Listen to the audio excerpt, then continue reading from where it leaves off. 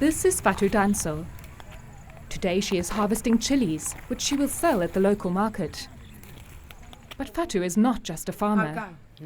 She is also the Gambia's first female village chief, and she's completely changed how women are perceived here. I got a lot of respect as a result of my farming, because it breaks down the notion that leaders use their followers to live on. I live on my own sweat. Being a chief who farms is not the only change that Fatou has brought to the village. More than 2,000 people live here, but before she became chief, the land was only farmed by men. But Fatou saw that it was women who took on most of the responsibility for feeding and supporting their families.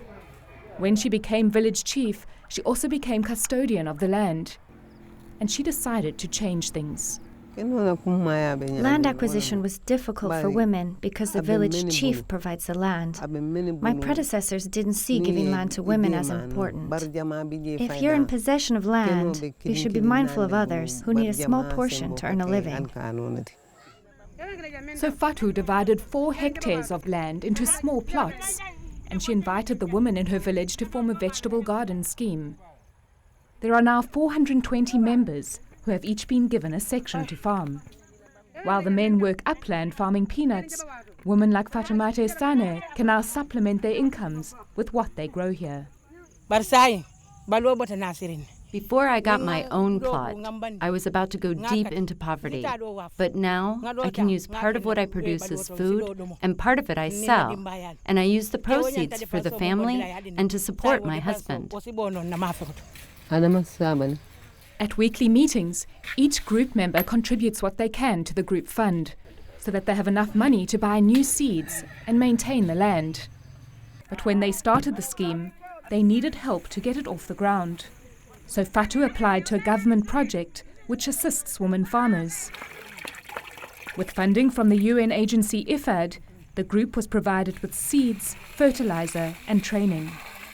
Investing in women, we believe that it transforms a household, it transforms the rural sector. And I think that this is what IFAD really wants to encourage, giving women the skills and supporting them to be able to take decisions, to empower women, give them more access to land, to be able to do things on their own. Today, Fatou is attending a training session on how to run a farm as a business. Accountability can be so easy if records are kept in a business. Back in her village, Fatou applies what she learns at the trainings.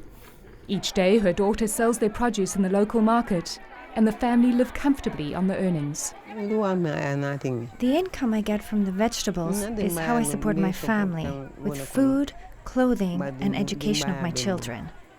This gives a lot of improvement in my lifestyle as village chief. Fatou also passes on what she learns at the trainings to the rest of the group, so that they all learn how to get the most value out of what they farm. The kinds of benefits we get from the tenure of the village chief are tremendous. All we can say is we are so thankful for the village chief. At a time of failed harvests and food shortages throughout the region, this chief has ensured that her village will not go hungry.